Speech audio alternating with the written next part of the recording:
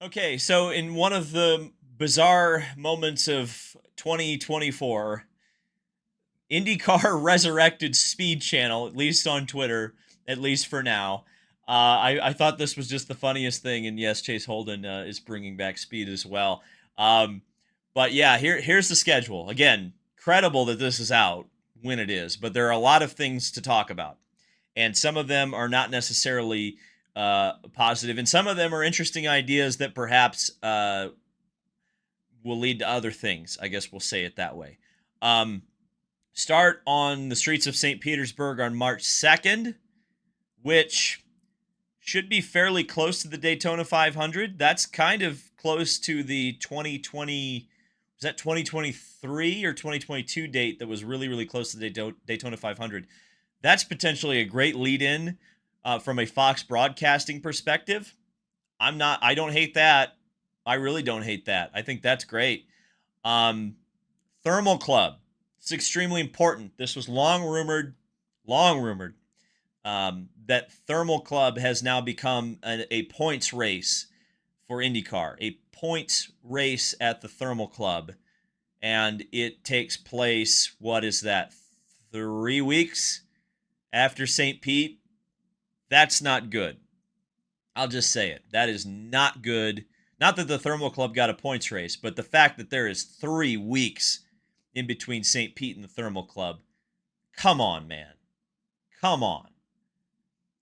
Another 3 weeks to Long Beach, and then another 3 weeks to Barber. Yeah, the beginning of the season is very rough. There's no doubt about it. Very, very rough from a scheduling standpoint, right? Again, all of these races are on Fox. That's great. The issue is that I would think going forward, especially now that you potentially have lead-ins from the Super Bowl and the Daytona 500, the front half of the schedule prior to the Indianapolis 500 needs more races. And I would say the middle of the season, and I get it, a lot of these places are Midwestern and you can't run them in the wintertime. I get it. I understand that. Find places that you can run. Phoenix, Homestead, places like that. Texas. Run them early in the season. Fill out that schedule. Once the Daytona 500 happens, and if you continue to get every race on Fox, my God, fill out the front of the season. Have it all lead into the Indy 500. Speaking to leading into the Indy 500. So, on principle, I'm very torn on this Barber date. I personally do not believe that you should be racing in Alabama in the month of May for IndyCar. Barber is one of those races that I would like to see moved up a couple of weeks. That being said, this is the right idea. It's the wrong race, the wrong track.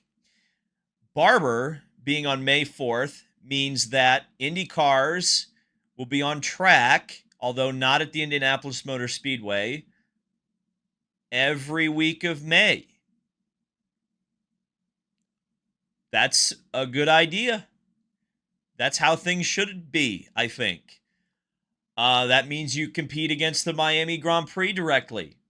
I've been advocating for that for years. I don't think you should let Miami have a weekend in May where they go uncontested. Formula One should not be impeding on the month of May in the U.S. If you're IndyCar, if you're looking at that from a strategic standpoint as IndyCar, yeah, you should compete against them, and you now have an opportunity to do that. Is Barber the right thing? No. What I would do is I would move the Indy GP up there and do 2 weekends of time trials for the Indy 500, but that's a discussion and a video for another day. I will explain how that would work. I've had a Professor Know-It-All video in the can for a little while, and we'll talk about that. But yeah, no, I think May, right idea, not quite the right execution yet, but I think it's on the right path. I think the issue with the beginning of the schedule is definitely the gaps, right? Definitely the gaps. And I do think, let's be honest, Thermal Club being a points race that's not going to be particularly popular with the fans. I'm very curious to see what happens with the Thermal Club from the perspective of working to win back a lot of the fans who were turned off by that event last year. I think there's a lot of work to be done, but I don't think it's impossible. Don't think it's impossible, but there is a lot of work to be done with the Thermal Club between now and then. Indy Road Course on the 10th, not a surprise. Indy 500. Trust me, you guys know we'll have a lot of coverage of the Indy 500 as time goes on. Streets of Detroit continuing to be the race after the Indy 500. That shouldn't be a shock. That was on the IMSA schedule. The real bird down and unfortunate reality is that Gateway, while I think it's good that it moves to June, I think there's a potentially cool crossover with the Indy 500 that can happen there. The fact that that almost certainly is clashing with the 24 hours of Le Mans is very disappointing as a racing fan, and someone who, had plans, and I guess I should announce now, probably, unfortunately, not going to be able to make Gateway. I was very much planning on being at the 24 hours of Le Mans by hook or by crook next year, so sorry, Gateway, on that one. I'll have to watch it in a hotel room in France, but yeah, that's disappointing for drivers and teams that wanted to cross over for sure. Yeah, I wish there had been a consideration there, but that might have been the only way that Gateway stayed on the schedule and was able to get on Fox. So again, can't criticize too hard. It's just very unfortunate that that's how it worked out. Elkhart Lake Road America on the 22nd of June. A good little kind of nice rhythm of races here. You essentially don't have a real big break. I guess there's a week in between Road America and Mid-Ohio, but then Mid-Ohio, July 6th on Fox. Then the doubleheader in Iowa on the 12th and the 13th. Then the next week heading to Toronto on Fox. Great for Toronto after being kind of mired on Peacock for as long as it was. There are some questions surrounding the future of that race that we'll have more clear indications of later on. But at least for next year, Streets of Toronto on Fox. And then on to WeatherTech Raceway in Laguna Seca at the end of July. Then to Portland. So I'm pleased to see that the schedule worked out, that it's West Coast back-to-back.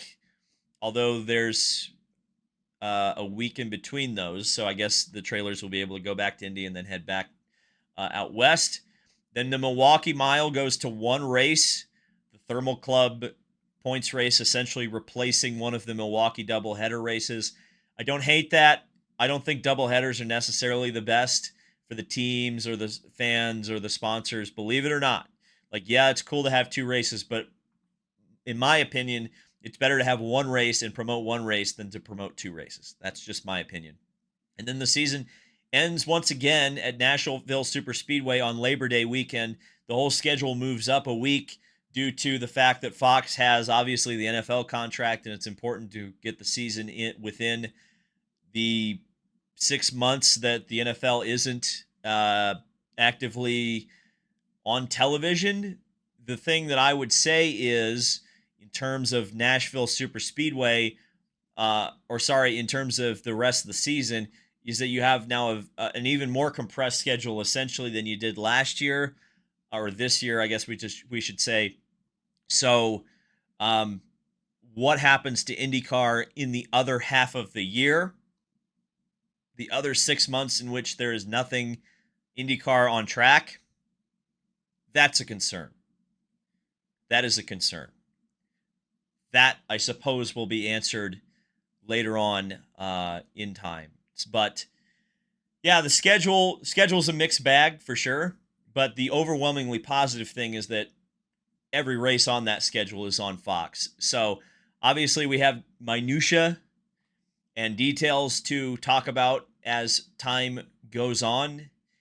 But I would say overall, very positive day for the sport. But very interested to hear your comments down in the comment section below.